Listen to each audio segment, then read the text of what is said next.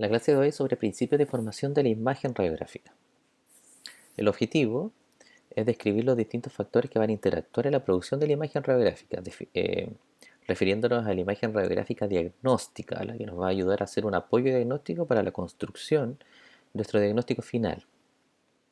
Lo importante o el objetivo de la clase es poder describir los principios absorcionales que tienen que ver con la absorción de la radiación ionizante, es decir, de los rayos X en los distintos tejidos duros del cuerpo, en este caso del componente dental-alveolar, los proyeccionales que tienen que ver con el cumplimiento de algunos principios proyeccionales para evitar el tercer concepto que tiene que ver con las distorsiones que van a conformar finalmente la imagen radiográfica que en su conformación ideal va a tener óptimos fines diagnósticos.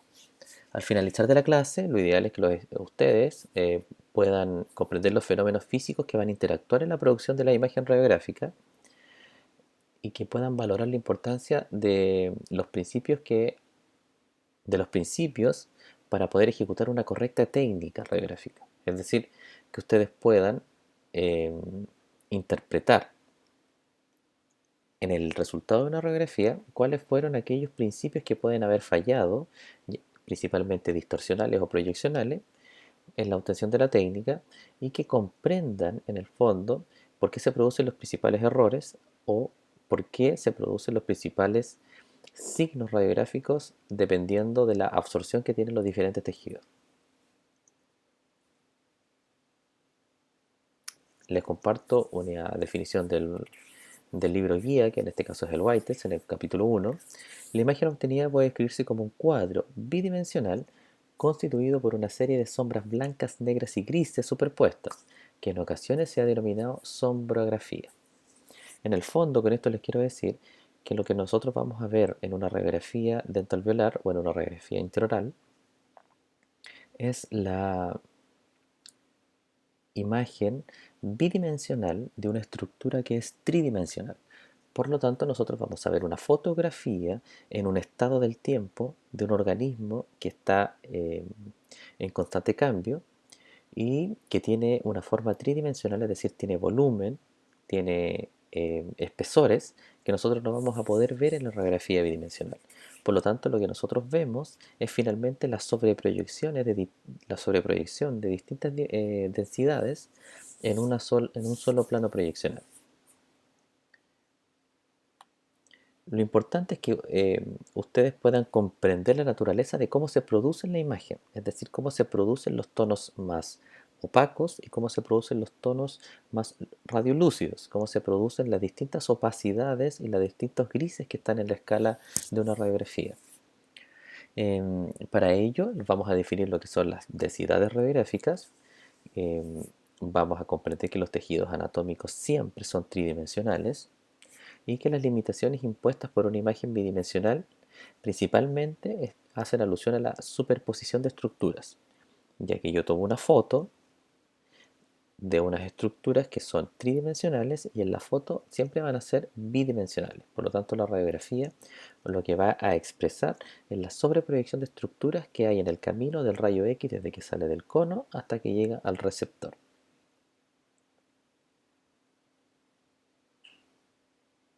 En pantalla pueden ver dos ejemplos. Lo ideal es que ustedes ya puedan de a poco ir describiendo e ir interpretando qué tipo de radiografía vamos a ir estudiando. En este caso, la radiografía superior es una radiografía Weitwin o de aleta mordida. Y lo importante es que ustedes puedan ver las diferentes densidades que se encuentran en la radiografía. ¿Y a qué nos vamos a referir con densidades? Es que ustedes puedan ver los diferentes tonos de grises. En este caso, puedan ver que entre los dientes que se ven en la imagen hay superficies completamente negras o áreas completamente negras que vamos a llamar siempre radiolúcidas, y en el contorno de las piezas dentarias, o en este caso siempre denominándolo como corresponde, dientes, en, en el contorno de los dientes vamos a encontrar zonas que son más radioopacas y que corresponden a la superficie del esmalte.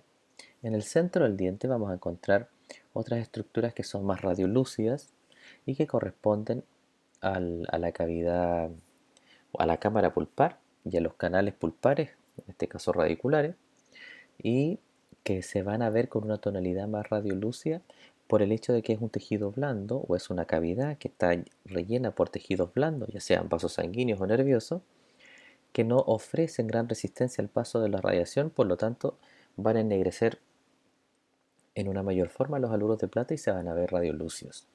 Lo que quiere expresar en el fondo entonces esta primera radiografía es que hay diferentes densidades y que la absorción de los tejidos frente al paso de los rayos X le vas a ir dando una tonalidad más gris o más oscura y una tonalidad más blanca o más radioopaca. En la imagen inferior pueden ver el ejemplo extremo de lo que puede ser radioopaco y en este caso tiene que ver con las restauraciones.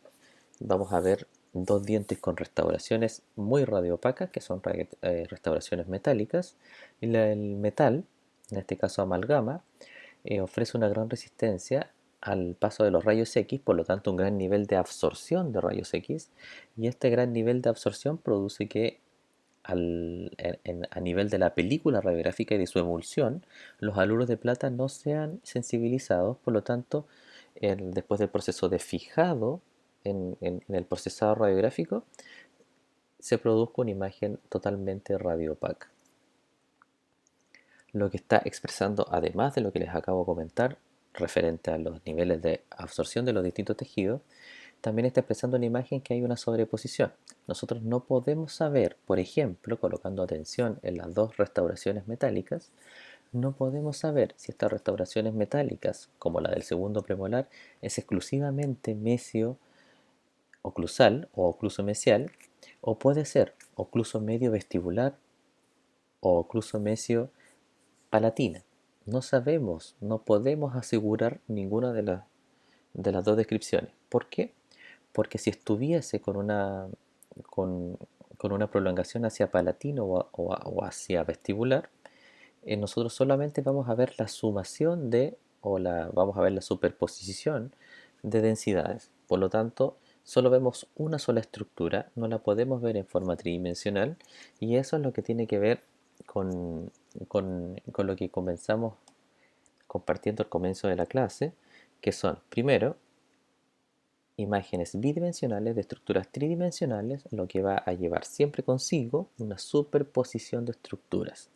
Siempre se van a sobreproyectar distintas caras en el plano del recorrido del haz de rayos X.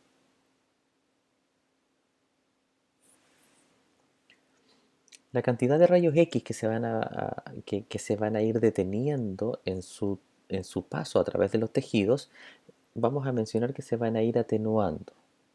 Y lo que se va atenuando finalmente, o la capacidad de atenuación que tienen estos distintos tejidos sobre los rayos X, van a determinar su radiodensidad, que va a ser en el fondo la capacidad de producir un gris más oscuro o un gris más claro. Las áreas radiopacas o blancas las vamos a ver como aquellos tejidos duros que tienen una mayor capacidad de absorción o de tensión de los rayos X. Las áreas radiolúcidas o negras en la radiografía las vamos a ver como aquellas áreas en las cuales el radio X pudo pasar con una mayor facilidad, es decir, pudo penetrar fácilmente esos tejidos y sensibilizar fácilmente los haluros de plata o los haloides de plata que se encuentran en la emulsión de la película, en el caso de una película de acción directa, o que pudo sensibilizar fácilmente el receptor digital. Las áreas mixtas o grises van a ser estas áreas graduales, es decir, donde se pudo ir sensibilizando en distintas magnitudes los haloides de plata o el sensor radiográfico digital. En la radiografía que está puesta en la diapositiva, ustedes pueden ver que hay distintas densidades y distintas radiopacidades. Hay áreas radiolúcidas completas, o como lo son las áreas interdentarias o espacios entre los dientes. Hay áreas radio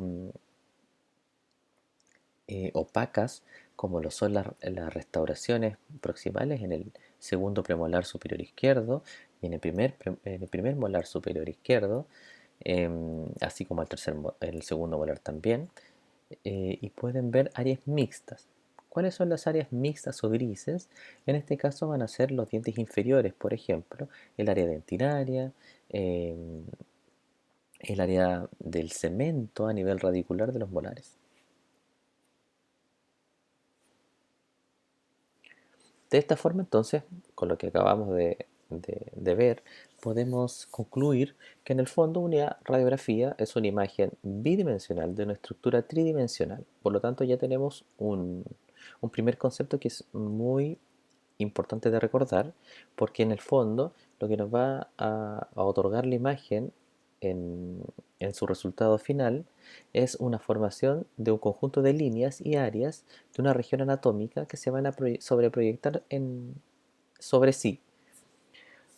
La imagen se va a originar en base a principios proyeccionales y absorcionales, lo que quiere decir que van a jugar un papel importante la proyección, es decir, cómo yo ubico el rayo X o cómo yo dirijo en realidad el rayo X que viene desde el equipo sobre los tejidos que yo quiero visualizar.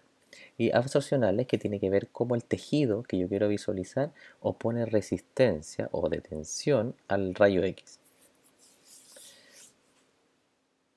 En la imagen pueden observar un set total donde finalmente lo que queremos expresar es que dependiendo de la sectorización de la radiografía y dependiendo del lugar de la zona dentalveolar que yo quiero radiografiar, vamos a encontrar distintos principios proyeccionales y distintos principios absorcionales, así como también dependiendo de la técnica radiográfica. Vamos a revisar algunos conceptos que son básicos para poder comprender lo que acabamos de conversar. Las líneas. Las líneas van a delimitar o van a circunscribir o cruzar un área. ¿A qué me refiero con esto? Aquí hay líneas que van a estar expresadas en dos tipos, líneas simples y líneas condensadas. En el diagnóstico, y esto es súper importante que ustedes comprendan y es súper importante que se aprendan las líneas que van a ser líneas normales, líneas anatómicas de la anatomía normal del paciente, y aquellas líneas que son producto de la alteración de la anatomía y aquellas líneas que deberían tener una continuidad y que ya no están continuas. Eso es lo que nosotros tenemos que principalmente poner atención. Dentro de estas líneas vamos a tener dos tipos principales que son las simples y las condensadas. En la imagen pueden ver algunos ejemplos de líneas. Pueden ver de izquierda a derecha que hay una línea que está señalando la zona cervical del diente. La diferencia entre una zona radiolúcida, como es el espacio interdentario, y una zona radioopaca o más radioopaca que la zona radiolúcida, que es la zona donde empieza la banda adamantina o donde está el límite amelocementario, pero donde empieza la estructura dentaria. Es una línea que separa dos áreas que tienen distinta imagen y distinto nivel absorcional, pero es una línea que separa simplemente dos áreas que tienen una diferente radiopacidad. En la misma imagen, perdón, en la segunda flecha, en la que está señalando la furca, van a ver que hay una línea que es una línea radiolúcida que está justamente en la furca del diente y que tiene un leve espacio, o que está señalando un espacio. Y en la tercera flecha van a ver una línea también que está separando otras dos áreas, que no es una área radiolúcida propiamente tal, con una radio opaca, sino que está señalando la separación entre dos áreas radioopacas. Lo que quiere expresar en el fondo esta imagen es que ustedes pueden tener líneas que separan distintas áreas sin importar el grado de gris que tengan ambas. Cualquier separación de dos áreas que tengan una distinta imagen, ya sea una imagen radiolúcida y radiopaca o una imagen radiopaca en un nivel y radiopaca en otro nivel, siempre y cuando sea una línea que separe dos áreas de distinto nivel absorcional, vamos a hablar de una, una, una línea simple. Vamos a ver ejemplos de distintas líneas. En este caso podemos ver en la imagen de la izquierda una, una radiografía donde observamos un segundo premolar que tiene una caries extensa y una lesión radiolúcida periapical y un molar que está mesioangulado en forma oblicua.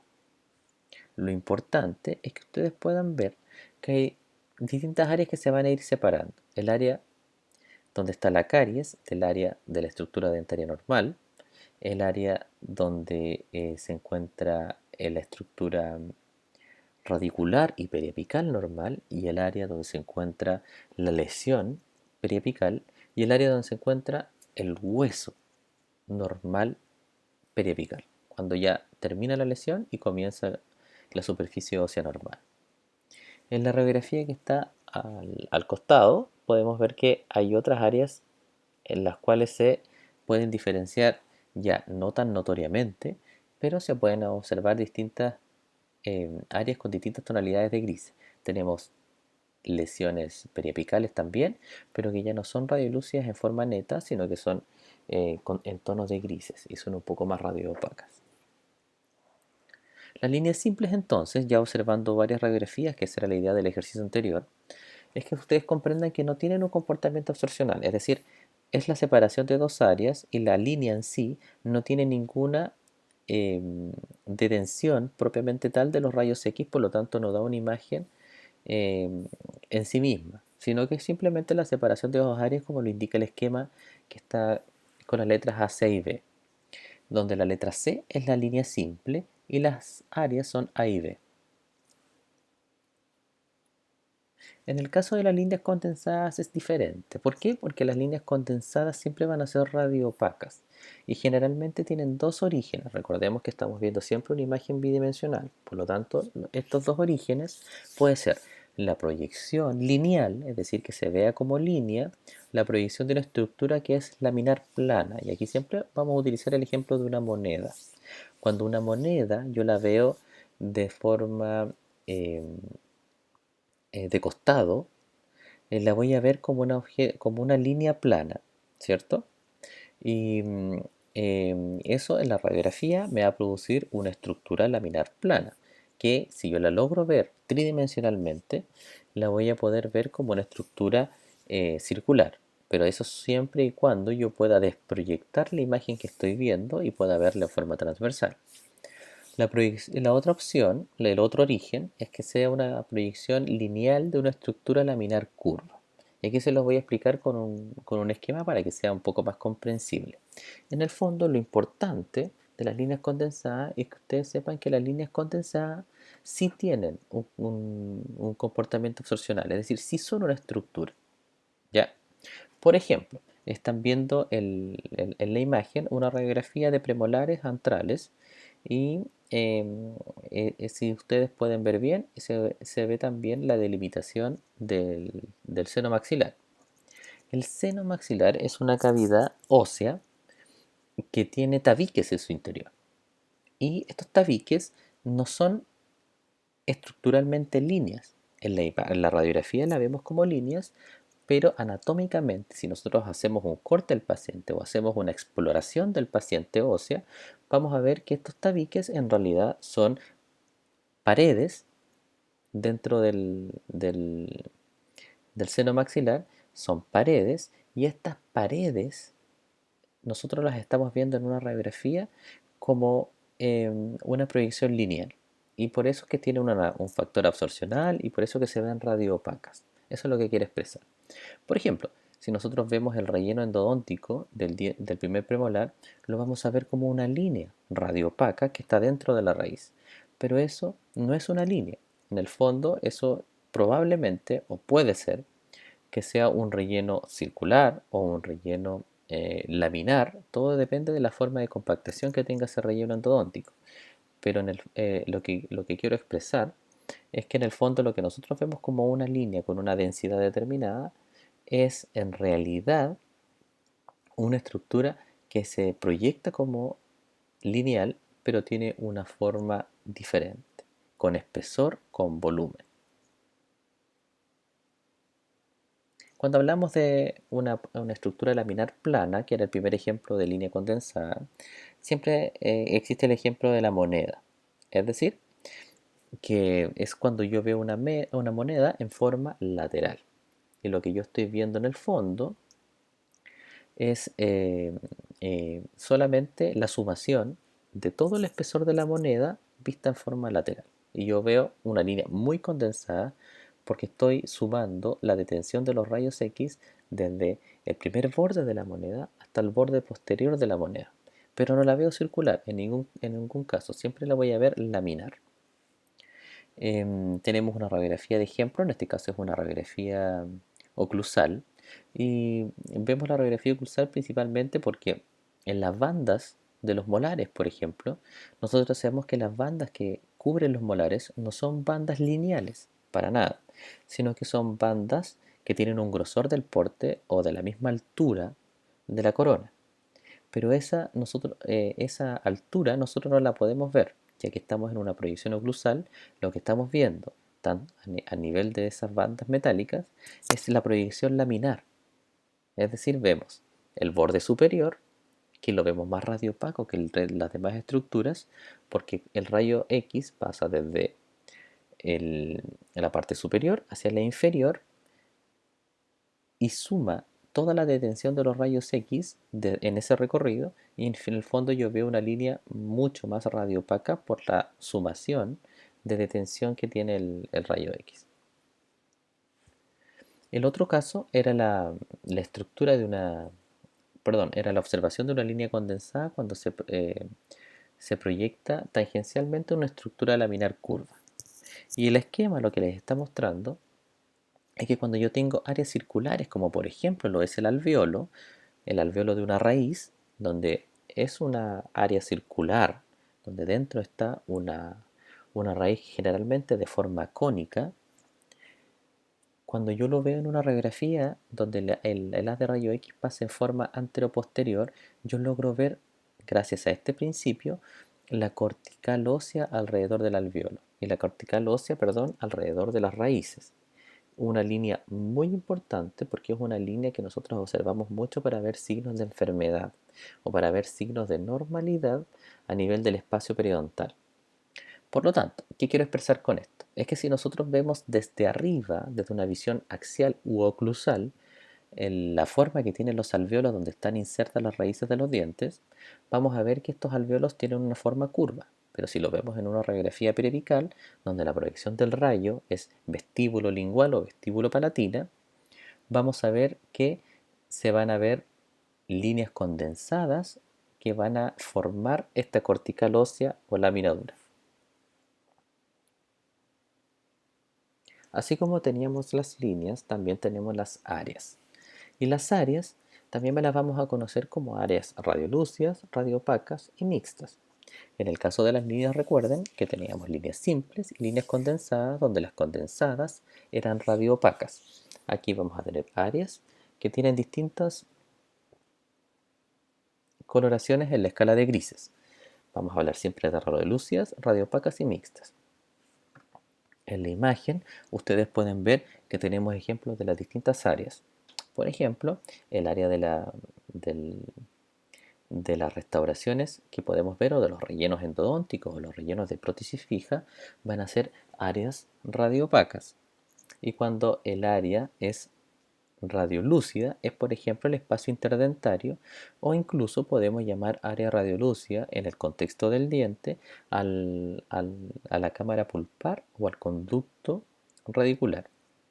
El área mixta entonces vendría a ser aquella área que mezcla tanto lo radiopaco como lo radiolúcido, como lo son algunas restauraciones, como por ejemplo lo vemos en el premolar superior.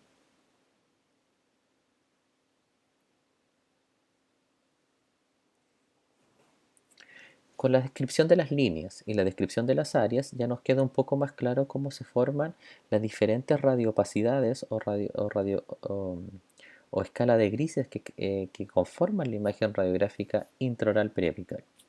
Ahora, ¿cuáles van a ser los tres fenómenos que van a intervenir? Los absorcionales, que tienen que ver con el tejido con el cual va a interactuar el rayo X, los distorsionales y los proyeccionales. Comencemos por los absorcionales, ya lo hemos comentado a través de la discusión de la clase. Sin embargo, es bueno reafirmar que la absorción es la capacidad de un cuerpo de impedir el paso de los rayos X. Por lo tanto, mientras una mayor dureza tenga o una mayor densidad tenga el cuerpo a través del cual tiene que pasar el rayo X, una mayor absorción va a tener de ese mismo rayo. Por lo tanto, una menor sensibilización va a haber a nivel de los haloides de plata en la emulsión de la película. Un cuerpo que no absorbe radiación no va a dar imagen radiográfica. ¿Cuáles son los factores que influyen en esta absorción entonces? El grosor del tejido y la densidad del tejido. En la diapositiva se menciona como objeto, pero como esto está aplicado a la odontología, es en el fondo el grosor del tejido dentoalveolar y la densidad del tejido dentoalveolar. Por lo tanto, eso es lo que me va a ir dando u otorgando en la imagen final el grado de radioopacidad que va a tener la imagen. En el esquema del lado derecho, ustedes pueden ver un diente en un corte transversal, en el cual se observa inmerso en el alveolo en un estado natural. Lo importante que ustedes puedan ver es que hay distintas, si ustedes se fijan y ustedes hacen el ejercicio de tratar de atravesar con un rayo X desde derecha a izquierda la estructura en distintos niveles, van a ver que, por ejemplo, en el extremo de la corona, ustedes deben atravesar esmalte, dentina, esmalte de nuevo y llegan a la película. Y así sucesivamente, si van bajando, ustedes después van a tener que sumar a lo que ya tenían que atravesar con el rayo X, la tabla ósea vestibular y la tabla ósea lingual. Si siguen descendiendo, van a tener que atravesar tabla ósea vestibular, una raíz, superficie ósea de la furca, otra raíz y la tabla ósea lingual. Y así sucesivamente va a ir cambiando la imagen por estos distintos fenómenos absorcionales. Los segundos fenómenos tienen que ver con las distorsiones y son los fenómenos distorsionales. Y va a ser, como su nombre lo indica, la deformación de la imagen del objeto irradiado, en este caso del componente dentoalveolar que nosotros estamos estudiando. Y va a tener como una gran consecuencia y gran defecto no hacer una interpretación adecuada de lo que se está observando, ya que va a estar distorsionado o va a estar deformado.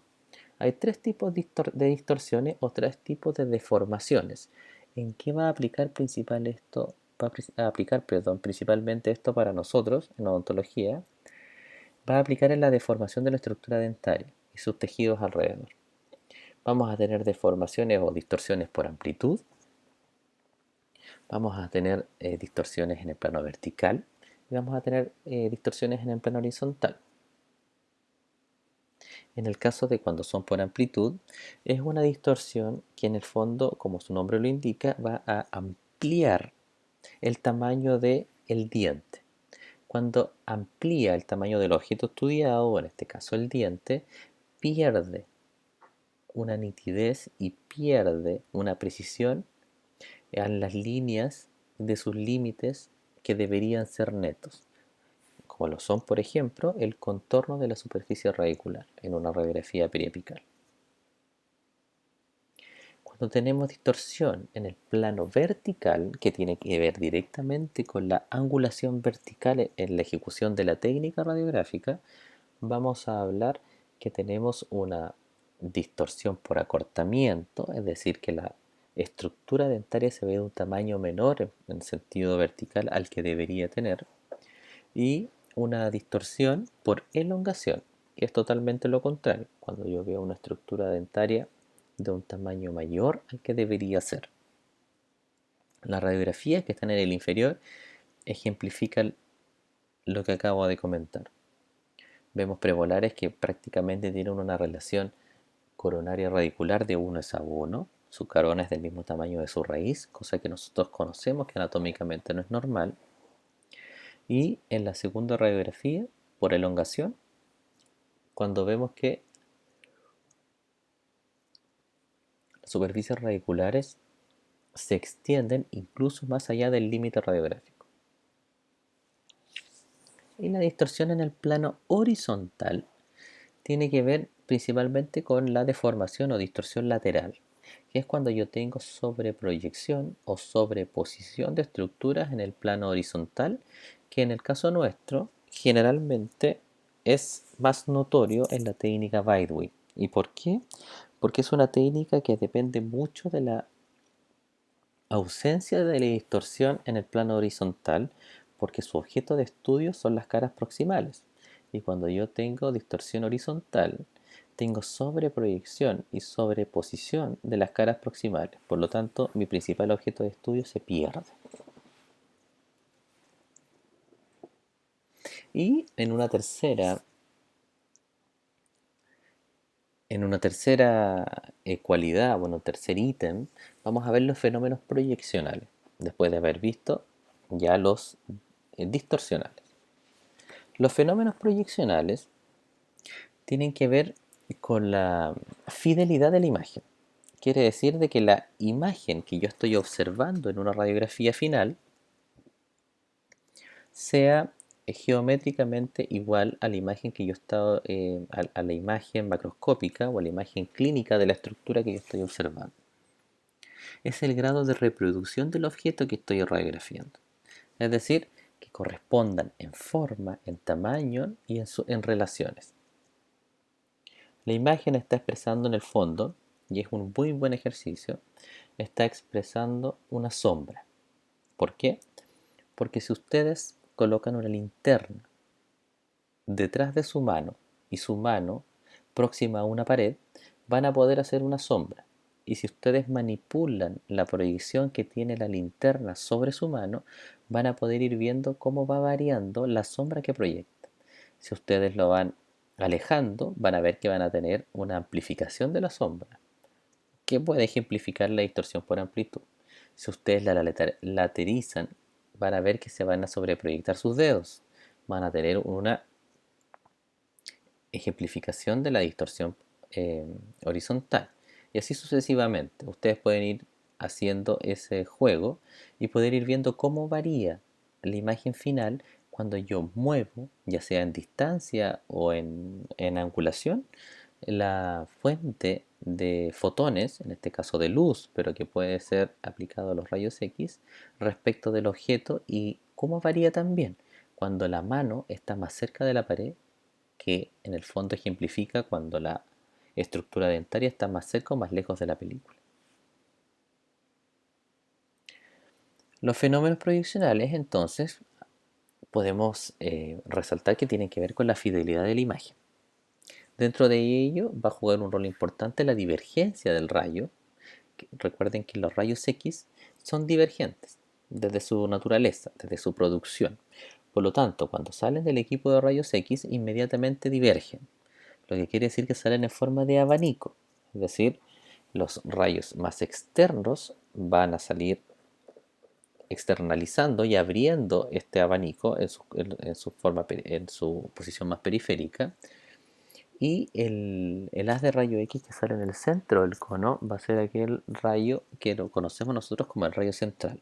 Es por ello que todas las técnicas radiográficas se describen con la posición del rayo central, porque en el fondo los rayos periféricos o los rayos que están en la posición más externa y que son más divergentes, no podemos saber qué tanto están divergiendo. Por lo tanto, son rayos que nos dan una mayor distorsión y que no viajan en línea recta. La posición del cuerpo a radiografiar, que esté más cerca o más lejos de la película o del sensor, que esté más cerca o más lejos del emisor de rayos X, y la posición del plano proyeccional. El concepto de plano proyeccional es un concepto que vamos a utilizar en esta clase para referirnos tanto a la película análoga, quiere decir la película de acción directa o la película convencional para obtener rayos X, o para los sensores, ya sean de estado sólido, ya sean eh, películas de fosfato o fosforadas.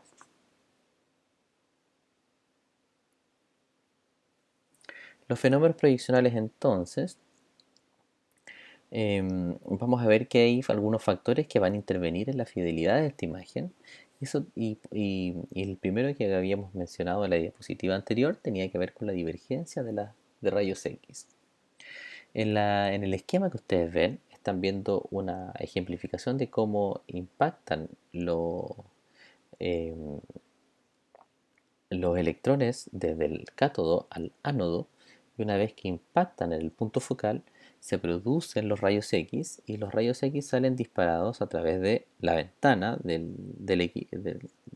tubo de rayos X hacia el cono, y en el cono van a salir una gama de rayos X, como ustedes ven ahí, en forma de abanico. Y los que son útiles de estos rayos X, que son divergentes desde su origen, que es el punto focal, van a ser siempre los que están en el centro, porque los que están en el centro son los más paralelos y los que van a producir mini distorsión de las estructuras sobre las que impactan. Y es la parte más útil de los rayos X. Por eso es que siempre en todas las técnicas nos referimos al rayo central, que el rayo central pase por el ápice en el caso de la radiografía periapical con técnica de la bisectriz o de Szysinski, por dar un ejemplo. Como otro factor teníamos que ver la posición del cuerpo a radiografiar y el plano de proyección. Ahora, ¿por qué se nombran juntos? Porque en el fondo la posición del cuerpo y el plano o el receptor va a depender mucho de la cercanía entre ellos.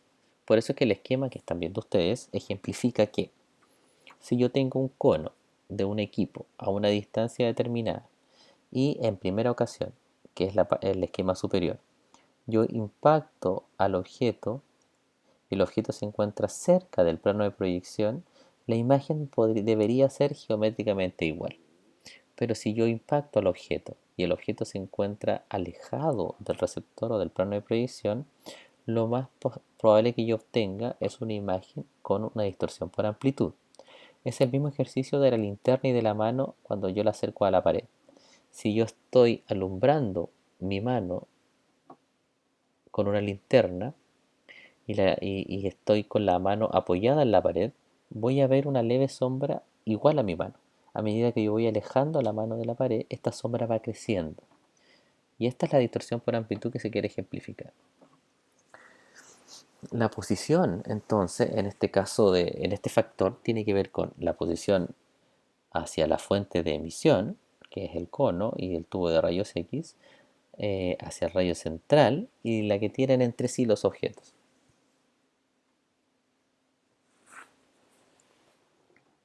Y como último factor teníamos que ver la divergencia de los rayos X, la posición del objeto y la posición del plano proyeccional. Los factores que van a determinar para establecer los principios proyeccionales van a ser dos tipos de principios: los generales y los específicos. Los principios generales de proyección, que son finalmente los principios que se establecieron después de haber estudiado los factores que intervienen en la producción de la imagen, los principios generales son que la distancia del foco, que para nosotros es el cono, con el predio de proyección, que es el receptor, debe ser máxima. ¿Por qué es esto? Porque si ustedes hacen el ejercicio, como está en el esquema inferior, mientras yo más alejo el cono desde la estructura que yo estoy radiografiando, mientras yo más me alejo, más posibilidades les doy a los rayos X que son más externos, que sean más divergentes y no aparezcan o no impacten el objeto que yo quiero radiografiar, y que solo vayan hacia el objeto aquellos rayos que son paralelos y que son en línea recta, que ese es el rayo central. Por lo tanto, yo elimino la posibilidad de que rayos que van en angulaciones divergentes impacten el objeto que estoy estudiando.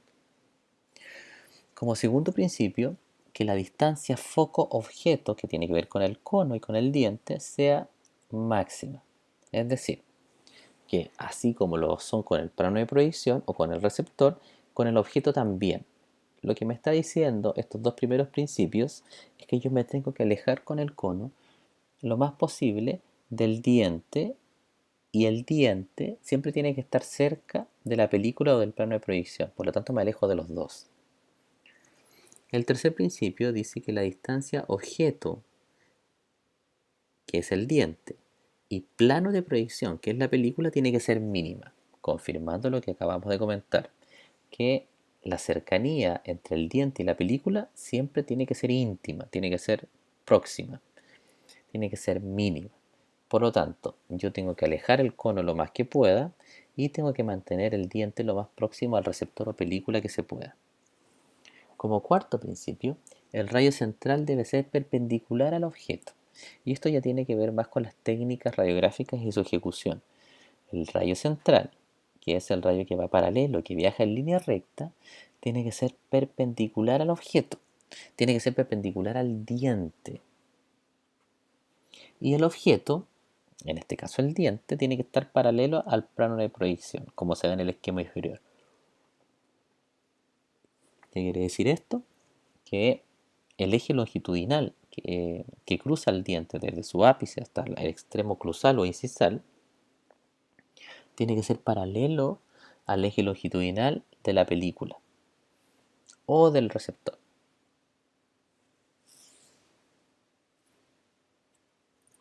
Lo que estamos viendo en pantalla es una ejemplificación de lo que acabamos de comentar, que cuando yo varío la posición del emisor de luz, en este caso, que está imitando lo que es la emisión de rayos X, si yo lo tengo centrado y perpendicular al objeto, voy a obtener una imagen semejante. Y si yo varío y lo desplazo hacia abajo, por ejemplo, voy a tener una imagen con una distorsión por elongación hacia el lado contrario. Y eso es lo que refleja finalmente este objeto que está apoyado en la pared verde, que con los movimientos que yo voy a ir teniendo de las de luz, puedo ir haciendo que la imagen que se proyecta en el plano verde, que en el fondo vendría a ser nuestra película revelada, puede ir variando del tamaño normal que tiene el objeto. Lo mismo es cuando se hace la variación de cuando el objeto no está paralelo al plano de proyección, cuando nosotros no logramos que la película quede bien adherida a la superficie ósea donde está la raíz y el paciente no apoya digitalmente bien, etcétera. Y se separa la película de la superficie de la encía o de la superficie ósea.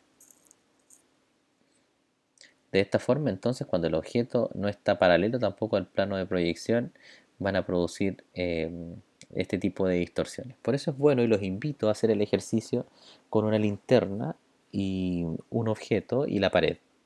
Lo más fácil es hacerlo con la mano, pero si quieren ser un poco más precisos, podrían utilizar un objeto como el que se ve en la imagen, que tiene curvas y que tiene de distintos niveles, para que ustedes puedan ir viendo cómo varía la imagen cuando yo varío la posición del objeto hacia la pared y cuando yo en su distancia y cuando yo varío la posición del objeto en su paralelismo con la pared.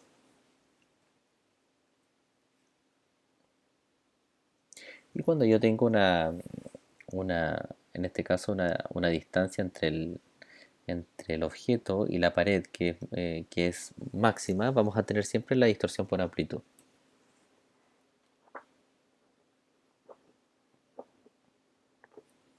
Una distorsión por acortamiento cuando yo veo cuando yo hago una excesiva angulación o subo mucho el emisor de los fotones y la estructura se ve de un tamaño menor. Y de estos principios que vimos entonces son aplicables para toda técnica radiográfica. Pero ¿cuáles son los principios proyeccionales que son específicos para la odontología? Y aquí están descritos algunos importantes, como por ejemplo el primero, que tiene que ver la ley de la isometría o de la bisectriz, conocida también como la de Szysinski. ¿Por qué es importante? Porque en el fondo es la expresión de la técnica radiográfica periapical o retroalveolar o intraoral dentoalveolar más utilizada o que ha sido más utilizada en el tiempo, que tiene que ver con la técnica de la bisectriz.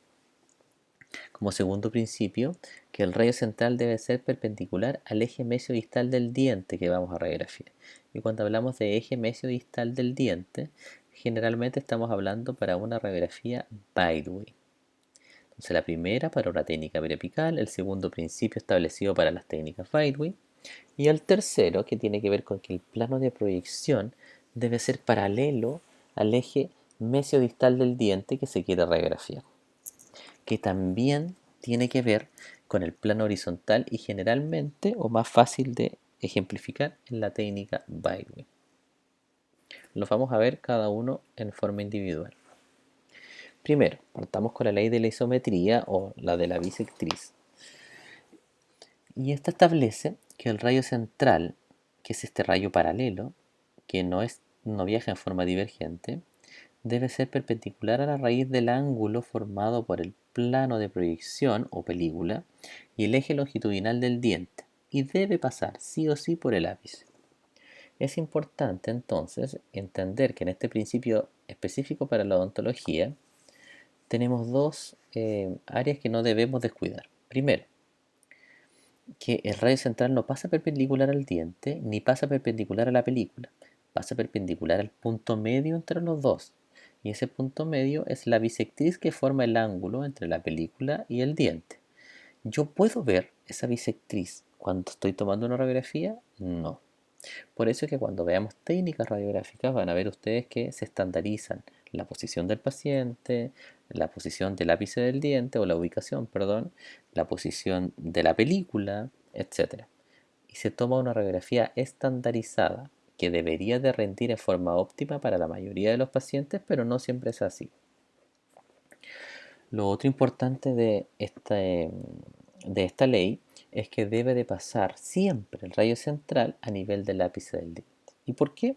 Porque tienen que ustedes comprender, y siempre va a ser así, que por donde pasa el rayo central es la zona que yo quiero estudiar. Es decir, en este tipo de técnica radiográfica, si el rayo central está pasando por el ápice del diente, el objetivo de mi técnica radiográfica es tener un apoyo diagnóstico para ver el periápice del diente y el tercio apical de la raíz.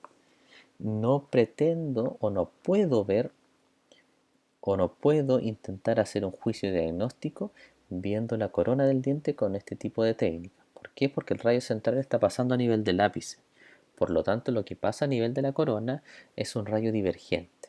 Y cuando el rayo es divergente, no va en forma perpendicular al plano de proyección o a la película, por lo tanto no está cumpliendo ese principio. Y al no cumplir ese principio, tiene distorsión. Por lo tanto, la interpretación va a ser errónea. Voy a tener una distorsión. El incumplimiento generalmente de la ley de la isometría nos producen alteraciones o distorsiones a nivel vertical. Esto quiere decir acortamiento del diente o escorzo, como ya lo habíamos visto, o en su sentido contrario, elongación de las raíces de los dientes.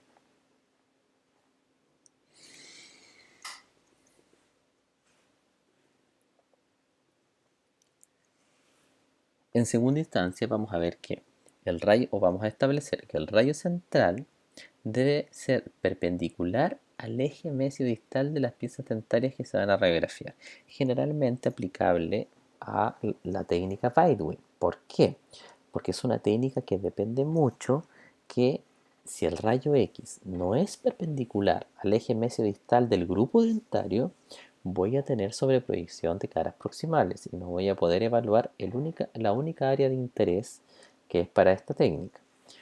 Se ejemplifica en el esquema que ustedes están viendo ahí, donde ven que desde la parte que dice foco, que va a ser el cono de rayos X, se irradian tres estructuras dentarias que se ven ahí en forma cuadrangular y rectangular y que están por delante del plano de proyección que dice PP, que vendría a ser la película.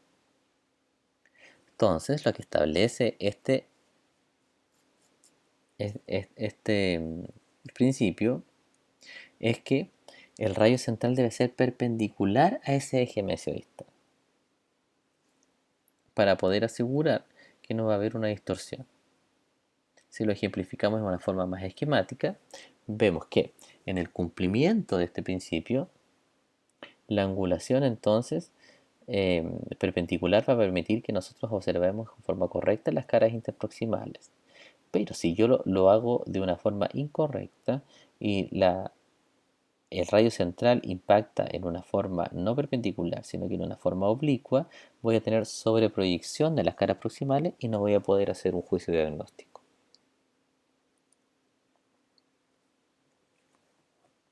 Y el último principio hace alusión a que el plano de proyección debe ser paralelo al eje mesio-distal de las piezas dentarias a radiografiar.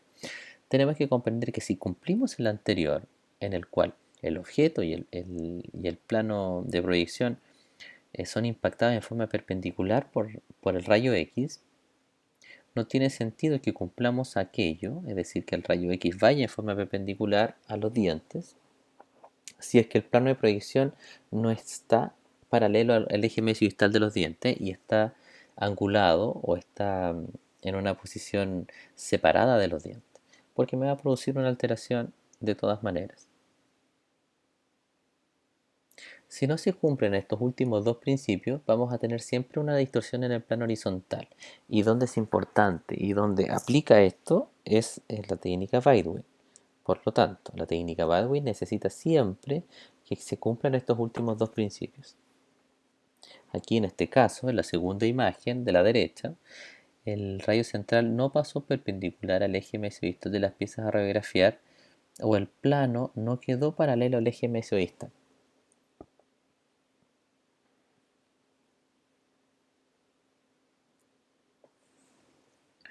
Este esquema quiere ejemplificar lo mismo en el sentido de que el objeto, mientras se mantenga relacionado o impactado por los eh, rayos X que son centrales y que son paralelos, van a obtener una imagen final similar. Y que mientras yo mantenga el eje mesio-distal de los dientes, ejemplificado en el esquema como objetos, lo mantenga paralelo al plano de proyección o a la película, voy a tener una imagen similar. Esto es una ejecución correcta de la técnica. Un diente próximo al plano de proyección es igual al diente en la radiografía con una geometría igual. Si yo alejo el diente del plano de proyección, voy a tener una distorsión por amplitud. Si yo cambio la proyección del rayo y la elevo para que el rayo X impacte de una forma superior, voy a obtener un escorzo, que es un acortamiento del diente. Si yo en el sentido al eje mesio-distal de los dientes voy en forma no perpendicular, voy a tener una distorsión horizontal y sobreproyección de las caras proximales. En el fondo, entonces, esta clase lo que les quiero a ustedes es ejemplificar cómo actúan en la formación de la imagen final los principios que tienen que ver con la absorción de los distintos tejidos y lo que me da los distintos estados de grises y radiopacidades dentro de la imagen radiográfica, cómo los fenómenos distorsionales y proyeccionales pueden alterar una imagen que en normalidad no tiene alteraciones, pero en la radiografía sí las puede tener. Y depende mucho entonces, en conclusión, de una correcta ejecución de la técnica radiográfica. Por ello, los invito a tomar mucha atención a la próxima clase que tiene que ver con técnicas radiográficas intraorales, donde también van a volver a ver lo que es la ley de la isometría o la ley de Sisinsky o de la bisectriz. Y la ejecución de esa correcta técnica les va a dar la primera herramienta para poder tomar correctas radiografías periapicales intraorales. Hoy en día, afortunadamente, además de eso, van a tener el apoyo para poder tomar radiografías en técnica paralela. ¿Qué significa la técnica paralela? Se los voy a dejar como una tarea y como una invitación a investigar para que en la clase que tengan de técnicas intraorales ustedes puedan llegar con una lectura avanzada sobre lo que es una técnica paralela intraoral. De esa forma van a comprender de mejor manera el desarrollo de la clase. Para cualquier consulta sobre la clase que acabamos de ver, eh, pueden ir al libro guía que está en la diapositiva o a la radiografía, a la bibliografía, perdón, complementaria, que es un manual que está subido a Cibeduc y que es el manual de radiografía dental correcta, un manual de Kodak, fácil de leer, de fácil lectura. Bueno, y saben que además de todo eso, tienen abierta la posibilidad de hacer consultas en el foro y libremente a mi correo que está en la parte inferior de la diapositiva.